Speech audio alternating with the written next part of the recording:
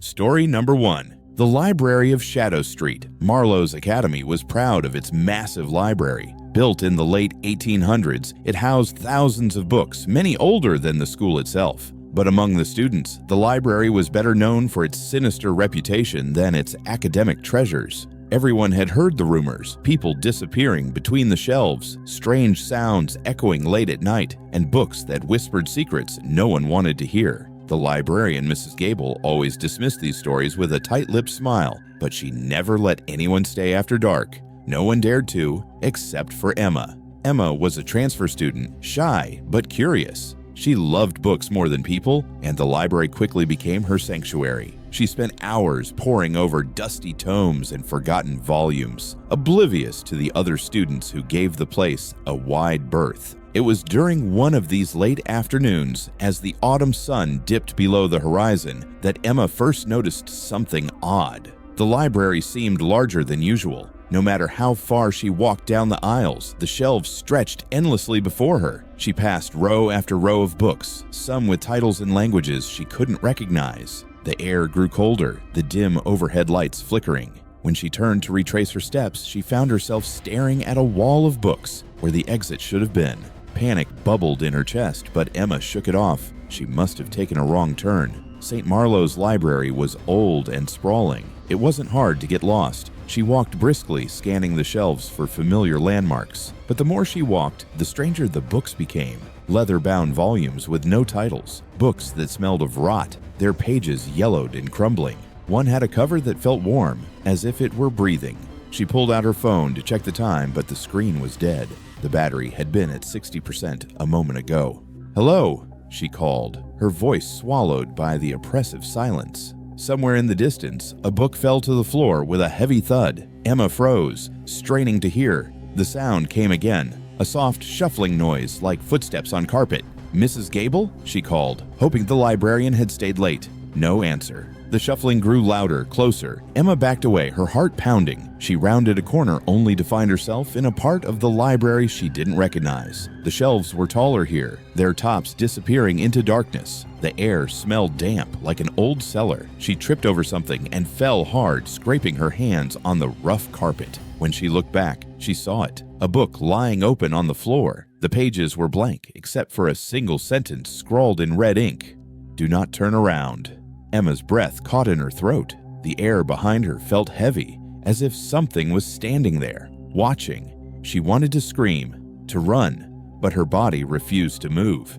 Then, ever so slowly, she felt a cold, bony hand brush against her shoulder. Emma bolted. She didn't care where she was going, as long as it was away. She tore through the aisles, her footfalls echoing in the empty library. The shelves seemed to twist and shift around her, closing off paths and opening new ones. The whispers started then, soft at first, like wind through leaves. "You shouldn't be here. Turn back. Stay with us."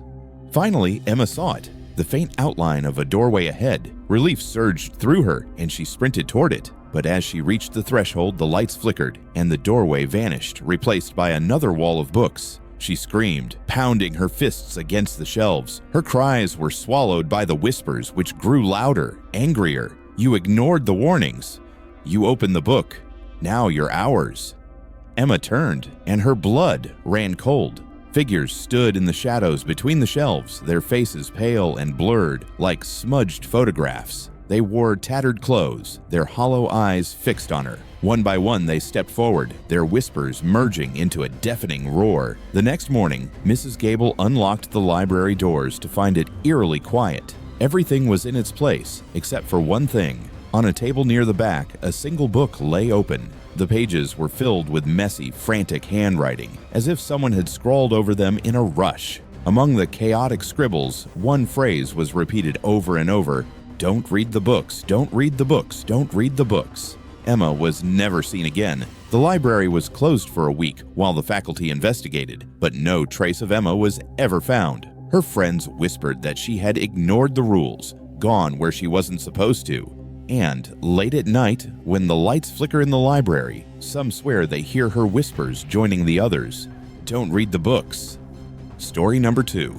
The Forgotten Dorm Room. Greenvale University was famous for its picturesque campus and ivy-covered buildings, but its students spoke in hushed tones about Dorm Room 6C. Located at the far end of the oldest dormitory, the room had been sealed shut for years. No one knew why, and the administration refused to discuss it. The plaque outside the door had been removed, leaving only faint scratches where the number once was. Rumors swirled. Some said a student went mad and disappeared there. Others claimed the room was cursed, its walls soaked with the despair of something ancient and malevolent. For Sophia, a journalism major with a love for mysteries, the room was irresistible. It was her sophomore year when she learned about Dorm Room 6C. A late-night conversation with her roommate Mia revealed the eerie tale. "They say it's always cold, even in the summer," Mia whispered, "and people hear things, scratching, whispering."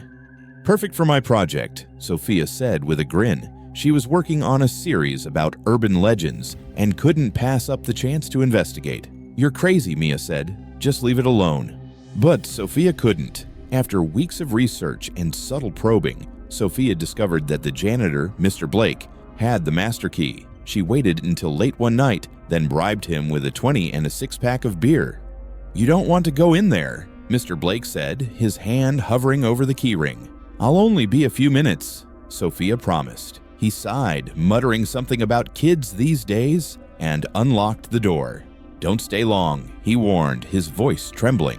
The door creaked open, revealing a room coated in dust. The air was frigid, biting at Sophia's skin even through her sweater. The single window was boarded up, and the faint smell of mildew lingered. The furniture was intact but ancient, as if no one had touched it in decades. A desk sat in the corner, its surface scratched and warped. The bed frame, stripped of its mattress, leaned against the wall. Sophia set up her camera, eager to document the room for her project. She noticed something odd. The walls were covered in faint marks, almost like claw scratches. As she adjusted her equipment, the door slammed shut behind her. "Hello!"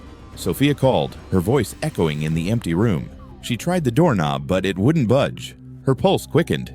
"Very funny, Mr. Blake," she muttered, assuming the janitor was messing with her. Then the scratching began.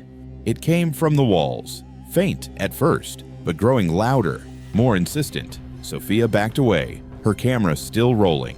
"Is someone there?" she asked, her voice trembling. The air grew colder, her breath visible in the dim light. She turned, scanning the room, and froze. The scratches on the walls were no longer random. They formed words. "Get out!" The room felt alive now, the shadows deepening and shifting. Sophia's camera flickered, the screen displaying static for a moment before going dark. A low whisper filled the air, unintelligible at first, but slowly forming words. "Stay with us."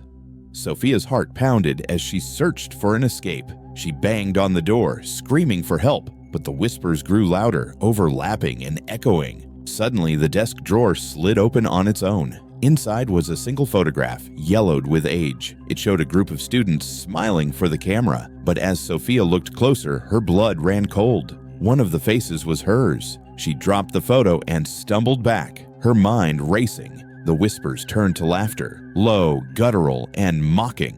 The air felt heavy, pressing down on her chest. The scratches on the walls shifted again, forming new words. "You're home."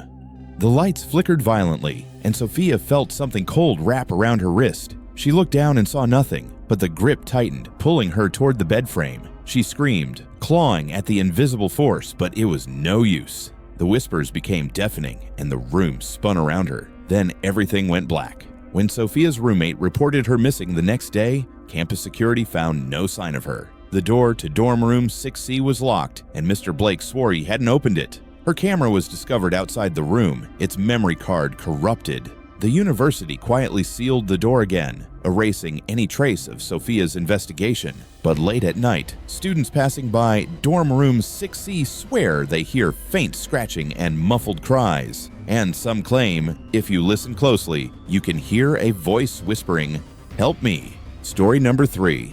The Mirror in Room 13. The Crestwood Inn wasn't much to look at, a small, run-down motel on the outskirts of town used mostly by truckers passing through. Its faded neon sign flickered in the night, and the peeling paint on the doors suggested better days long gone. Room 13 was infamous among the staff. The owner, Mr. Landry, always skipped it when assigning rooms, claiming it had plumbing issues.